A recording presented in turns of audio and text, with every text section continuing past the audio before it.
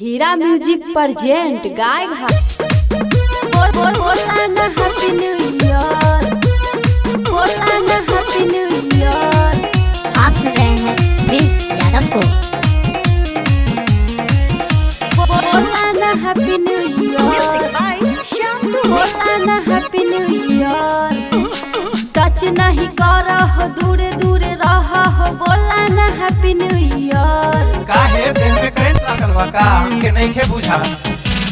Touch नहीं कर हो, दूरे दूरे रह हो, बोला ना हैप्पी न्यू ईयर। ठीक है बा मौका ना मिली हो, कुछ नहीं हिली हो, कह दे तानी क्लियर। जाना तानी जय बसाचो में तू पिटाई, बतिया ध्यान तू धर हो। सुना चढ़ली जवानी काया चार डलबुए रानी, तानी तू हम पे भी चार कर हो। सोना चढ़ली जवानी काया चार डलबुए सुगी, तानी तू हम पे भी चार कर हो।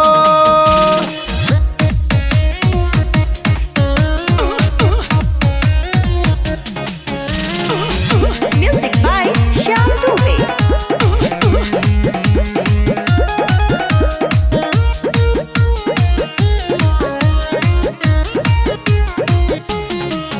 ढेर माथा सुनाना चलावा हो, ज्यादा न दिमाग लगावा हो, दिमाग लगावा हो। तोहरो के मजा मिली हो, हमारो के मजा मिली हो। ढेर माथा सुनाना चलावा हो, ज्यादा न दिमाग लगावा हो। जय बसाचो में तू पिटाई, बतिया ध्यान तू धर हो। चढ़ली जवानी काया चार डलबुए रानी, तानी तू हम पे भी चार कर हो। सोना चढ़ली जवानी काया चार डलबुए सुगी, तानी तू हम पे भी चार कर हो।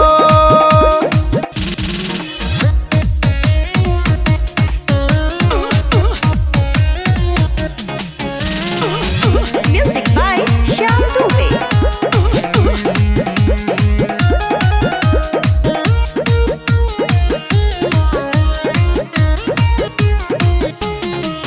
नहीं छोड़ तू हमके पजोरिया हो, न त हो जाई कुछ गड़बड़िया हो।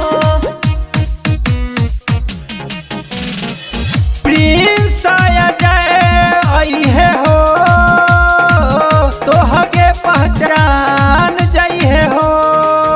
नहीं धर तू हमके पजोरिया हो, न त हो जाई कुछ गड़बड़िया हो। जय बसाचो में तू पिटाई, बतिया ध्यान तू धर हो। चढ़ली जवानी काया चार डलबुए रानी, तानी तू हम पे भी चार कर हो। सोना चढ़ली जवानी काया चार डलबुए सुगी, तानी तू हम पे भी चार कर हो। हीरा रिकॉर्डिंग स्टूडियो गाय।